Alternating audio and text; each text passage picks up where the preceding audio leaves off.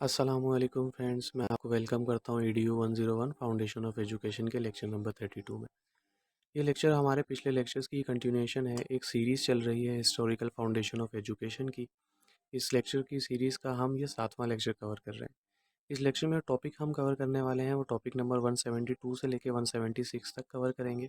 इस लेक्चर के अंदर जो हाईलाइटेड हैंडआउट्स मैं यूज़ कर रहा हूँ ये फ्री ऑफ कॉस्ट आपको मिल जाएंगे। इसके लिए आप चैनल को सब्सक्राइब कर लें।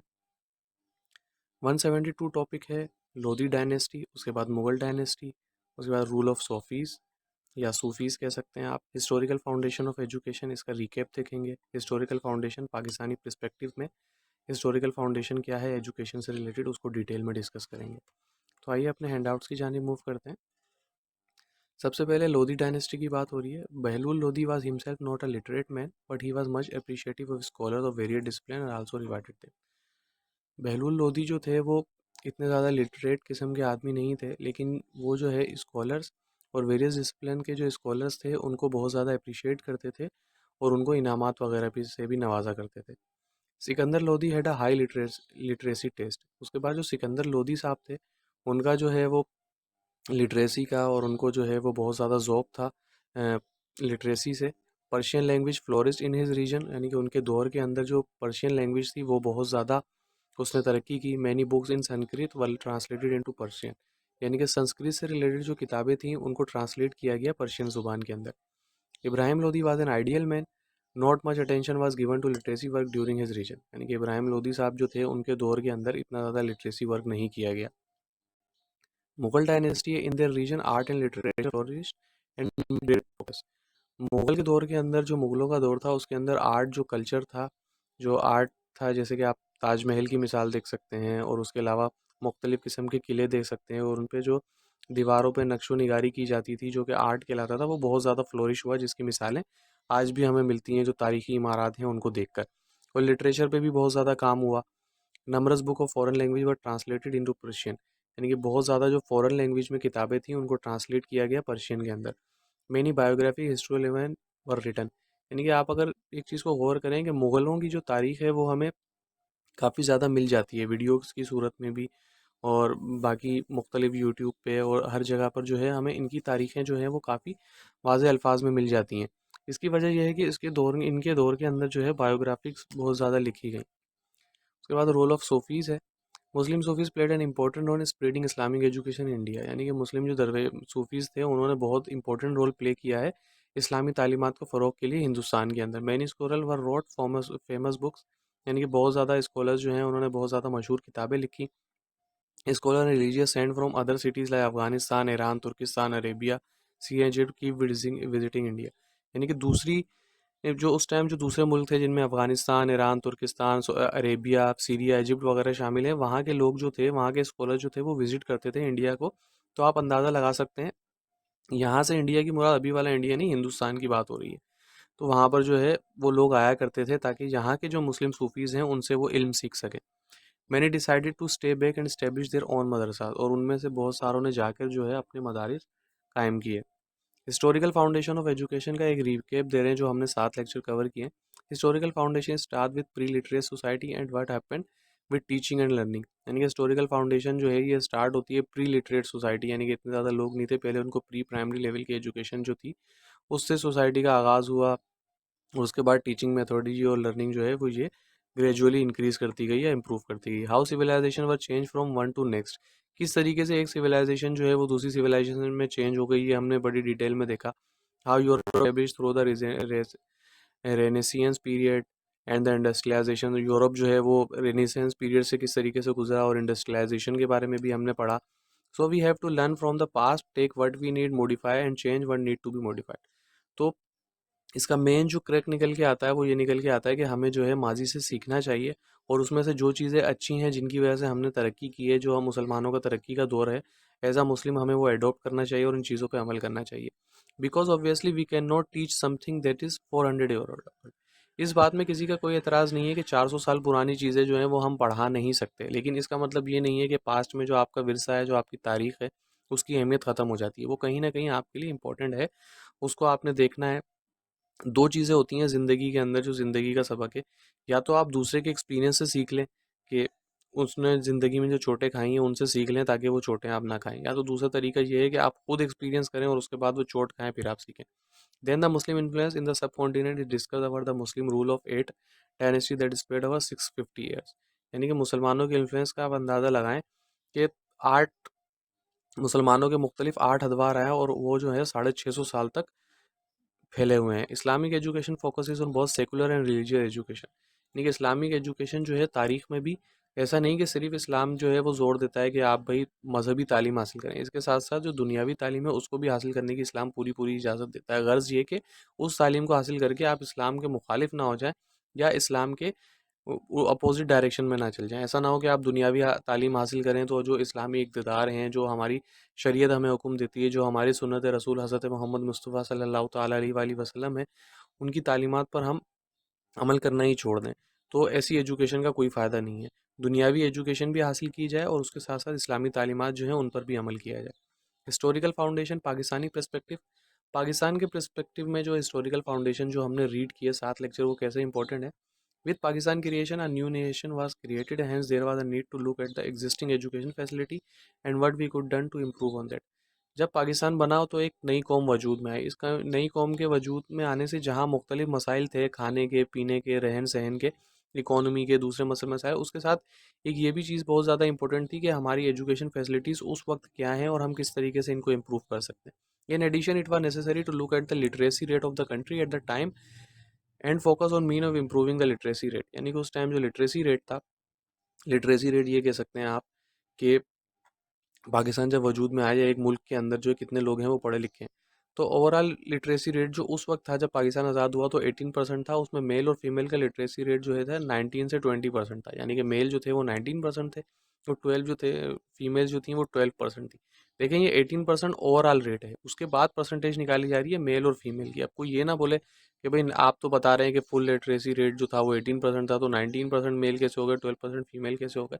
तो उसमें से बता रहे हैं कि जो ओवरऑल फिगर निकालते हैं उसमें से 19% मेल निकलते हैं और 12% फीमेल निकलते हैं। ये ओवरऑल जितने मेल फीमेल आज़ादी के बाद हमारे मुल्क में मौजूद थे उनकी परसेंटेज निकाली गई। The current literacy rate of Pakistan is 62.3 which means that an estimated population of 16 million is illiterate in the country. यानी कि आज भी आप अंदाज़ा लगाएं कि 62.3% जो है वो रेट है। यानी कि 18% उस टाइम था हमारा, तो हमने जो है उसके बाद आज़ादी में तो हमें 18% तो लिटरेसी रेट मिला ना। जो लोग हिजरत करके आया वो तो 18% तो लिटरेट थे, यानी कि पढ़े लिखे थे, पढ़ना लिखना जानते थे। लेकिन उसके बाद हमने जो है इसमें 50% भी एडिशन नहीं किया। यानी कि यही 40-47 अराउंड 50% के करीब करीब हमने जो है इसके अंदर एडिशन किया है 70-75 साल गुजरने के बावजूद। तो उस वक्त से लेके आज वक्त तक आप हमारी तरक्की का अंदाज़ा लगा सकते हैं कि हमारी तरक्की क्या है। जब हम पिछले लेक्चर्स में पढ़ के आए हैं, जब तुर्किश ने रशियन के खिलाफ जंग हारी तो उन्होंने उनको मेन अंदाज़ा हो गया कि भाई जो जंग हम हारे हैं, हमारे लोगों में हिम्मत भी थी और सारी चीज़ें थी, लड़ भी सही रहे थे, सब कुछ कर रहे थे, लेकिन हमारे पास एजुकेशन नहीं थी, तालीम नहीं थी। जो रशियन कौम थी वो क्यों हरा पाई मुसलमानों को और तुर्किश लोगों को, कि उनके पास एजुकेशन थी, वो समझ-बूझ से काम ले रहे थे। तो एजुकेशन ज़रूरी है, इस्लाम भी हमें इजाज़त देता है कि दुनियावी तालीम हासिल करें। वो हमें बाउंड नहीं करता कि आप सिर्फ मज़हबी एजुकेशन हासिल करें, दुनियावी एजुकेशन भी हासिल करें, ज़रूरी है, वक्त के साथ चलें, लेकिन इस्लामी तालीमात पर अमल करते हुए चलें। ऐसी तालीम ना हासिल करें कि वो आपको कि आप इस्लाम के मुखालिफ हो जाएँ या इस्लामी तालीमात पर अमल ना करें, वेस्ट का कल्चर बिल्कुल अडॉप्ट कर लें। तो आप देखें उस टाइम पर भी अंदाज़ा हो गया, तो हमें अपनी माज़ी से सीखना चाहिए अगर हम तरक्की करना चाहते हैं। आज हम इतने बदहाल हैं, इतनी मुश्किलात में इसी वजह से हैं कि शायद एजुकेशन पे ज़ोर नहीं दिया गया।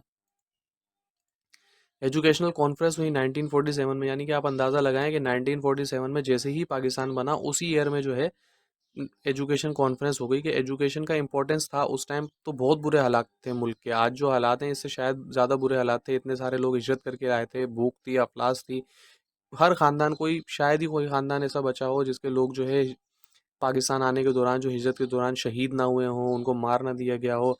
आज आप यूट्यूब सर्च करें, सारी चीज़ सर्च करें, जो लोग आज मौजूद हैं या जिन लोगों के पोते आज ज़िंदा हैं या उनकी नस्लें आज ज़िंदा हैं, तो वो आपको वो हर हर बंदे के साथ कहानी और ऐसी कहानी है कि आपके रोंगटे खड़े हो जाएँ और आपकी आँखों में आँसू आ जाए। लेकिन उस वक़्त भी तालीम अपनी जगह पे इम्पोर्टेंस थी। Under the dynamic leadership force and vision of Quaid-e-Azam Muhammad Ali Jinnah, soon after the creation of Pakistan, the first educational conference was held in Karachi in December 1947. Two nation theory since Pakistan came into being on the basis of two nation theory. Pakistan जो बना था दो कौमी नज़रिए के ऊपर बना था, यानी कि हिंदू और मुसलमान अलग अलग हैं, हम एक गिलास में पानी नहीं पी सकते तो हम एक साथ ज़िंदगी कैसे गुजार सकते हैं। The conference recommended that the educational system should be based on this society and created the should reflect Islamic education. यानी कि टू नेशन थ्योरी में ये था कि हमारा जो एजुकेशन सिस्टम है वो इस्लामिक बेस्ड होगा, यानी कि जो कोर होगी हमारे एजुकेशन सिस्टम की वो इस्लामिक एजुकेशन होगी, और उसके बाद जो है हम दूसरी चीज़ों पे जाएंगे। आज आप देख सकते हैं कि इस्लामिक एजुकेशन के नाम पर हमारा यूनिवर्सिटी सिस्टम ले लें या एजुकेशन स्कूल ले लें, सिर्फ एक इस्लामियत का सब्जेक्ट होता है, उसके अलावा इस्लामिक एजुकेशन पे हमने इतना काम नहीं किया और ना ही कोई कोर्सेज होते हैं। बहुत शाज़ो नादिर आपको स्कूल मिलेंगे जो ये कोर्सेज वगैरह इंट्रोड्यूस करते हैं। लिटरेसी भी ended when Pakistan came into being, the literacy rate was low than those of advance progressive countries. जब पाकिस्तान वजूद में आया तो उस टाइम पर जो तरक्की याफ्ता मुल्क थे और जो तरक्की याफ्ता कंट्री थी या जो तरक्की पजीर कंट्रीज थी, एक होती है डेवलप नेशन जो कि तरक्की याफ्ता मुल्क हैं, एक होती है जो तरक्की पजीर मुल्क होते हैं या कि तरक्की कर रहे होते हैं, तरक्की की जानिब गामजन होते हैं। तो उन दोनों से लिटरेसी रेट जो था वो पाकिस्तान का बहुत कम था, और आज भी अगर गूगल पर सर्च करेंगे तो मुझे कभी इम्कान है कि पाकिस्तान का रिजल्ट रेट जो है आज भी हम उसी हालत में होंगे जिसमें हम 70-75 साल पहले थे। The conference recommended it to raise to 100 percent through primary and adult education programme. Conference में ये बात हुई कि लिटरेसी रेट को बढ़ाने के लिए जो है हम इस पे काम करेंगे और इसको जो है 100% तक इंक्रीज़ करेंगे, यानी कि 100% तक इसको आगे लेके जाएंगे। और आज देख लें 100% क्या, हम तो 50% भी अचीव नहीं कर पाए। Primary and religious education compulsory, along with the recommendation of doing away with literacy, the conference recommended that religious education is a compulsory subject of Quran and सुन्नत, यानी कि कुरान और सुन्नत के जो सब्जेक्ट हैं वो कंपलसरी होंगे। 75 साल पहले ये फैसला हो गया था, लेकिन आज आप देख लें सिर्फ इस्लामियत है जिसमें थोड़ी बहुत कुरानी की आयतें होती हैं और थोड़ी बहुत सुन्नत की आयतें होती हैं, जिससे आप पूरी सीरत मोहम्मदी सल्लल्लाहु ताला अलैहि वसल्लम को भी समझ नहीं सकते। तो खैर अल्लाह हमारे हाल पे रहम फरमाए। गाइस ये था आज का लेक्चर, उम्मीद करता हूँ आपको पसंद आया होगा। आपका कोई क्वेश्चन है तो कमेंट सेक्शन में बताएं, वीडियो को लाइक करें, शेयर करें, चैनल को सब्सक्राइब कर लें, बेल आइकन को प्रेस कर लें, ताकि फाइनल टर्म्स आने वाले हैं इससे रिलेटेड हम ऑब्जेक्टिव क्वेश्चन एमसीक्यूज़ की फाइल्स इंशाल्लाह अपने चैनल पर अपलोड करेंगे और उसके बारे में हम डिटेल डिस्कशन करेंगे। उससे क्या होगा, आपके एग्जाम की अच्छी तैयारी हो जाएगी। ये हाईलाइटेड हैंडआउट्स अगर आपको चाहिए, वीडियो के डिस्क्रिप्शन में मेरा ईमेल आईडी मौजूद है, व्हाट्सएप ग्रुप का लिंक मौजूद है, फेसबुक पेज का लिंक मौजूद है। जो तरीका आपके लिए सूटेबल है उस पे आप हमसे कांटेक्ट करके ये लेक्चर जो है हाईलाइटेड हैंडआउट जो है हासिल कर सकते हैं। अच्छा, एक बात मैं आपको बता दूं, ये पिछले लेक्चर्स जो हमने कवर किए हैं सारे लेक्चर मिलते जुलते हैं, यानी कि देखें सिर्फ हेडिंग दी हुई और 3-4 पॉइंट हैं, यानी कि एजुकेशन है और हर किसी में जो है एजुकेशन से रिलेटेड। अब आप क्या कर सकते हैं, थोड़ी सी आपको मेहनत करनी पड़ेगी। उसके लिए आपको क्या करना पड़ेगा कि आप देख लें कौन कौन से इंपॉर्टेंट दौर हैं। जैसे इसमें जो मुसलमानों के दौर हैं वो बहुत ज़्यादा इंपॉर्टेंट है, जैसे ऑटोमैन पीरियड है, ऑटोमैन एजुकेशन 2 है। तो इसमें से आप 3-3 पॉइंट लिख लें, यानी कि आप एक कॉपी ले लें और उसके ऊपर जो है वो या एक्सेल की शीट या वर्ड ले लें, उसके ऊपर 4 कॉलम बना लें। 4 कॉलम बनाने के बाद लिखें एजुकेशन, ऊपर लिख दें ऑटोमैन पीरियड, और ये सारे पीरियड्स आप लिख दें और उसके बाद इनके 3-3 पॉइंट लिख दें, यानी कि एजुकेशन, उसके बाद जो जो पॉइंट हाईलाइट हो रहे हैं, जैसे एजुकेशन की बात हो रही है, इस्लाहात की बात हो रही है, और स्कूल्स वगैरह की बात हो रही है, टीचर्स की बात हो रही है, तो आप यहाँ लिख दें एजुकेशन, यहाँ लिख दें स्कूल्स, यहाँ लिख दें टीचर्स, और यहाँ लिख दें मनी या मॉनेटरी वगैरह जो इकदाम इस्लाहात वगैरह हों। अब इसके नीचे सारे पॉइंट्स आप लिखते जाएँ, उसमें क्या होगा, कलेक्टिव पॉइंट्स आपके पास एक शीट पे इन 7 लेक्चर की समरी की फॉर्म आ जाएगी। वो समरी आप याद कर लेंगे तो जब भी एग्जाम में क्वेश्चन आएगा और इससे सब्जेक्टिव ऑब्जेक्टिव क्वेश्चन लाजमी आएंगे, उसका क्या होगा, वो समरी आपको याद होगी तो ईजिली आप जो है अपना क्वेश्चन जो है वो अटेम्प्ट कर पाएंगे। अगर क्वेश्चन नहीं भी अटेम्प्ट कर पाएंगे तो आप एक यूनिवर्सल ट्रूथ जो है वो बातें उसमें लिख देंगे और आपको इंशाल्लाह नंबर्स पूरे मिल जाएंगे। ये एक टेक्निक है जो सारे कोर लेक्चर्स जो हैं वो एक साथ मिलते जुलते होते हैं, तो आप इस तरीके से करके उनको जो है आसानी से समराइज करके याद कर सकते हैं। तो आज की वीडियो में इतना ही, मिलते हैं अगली वीडियो में, जब तक के लिए अल्लाह हाफ़िज़।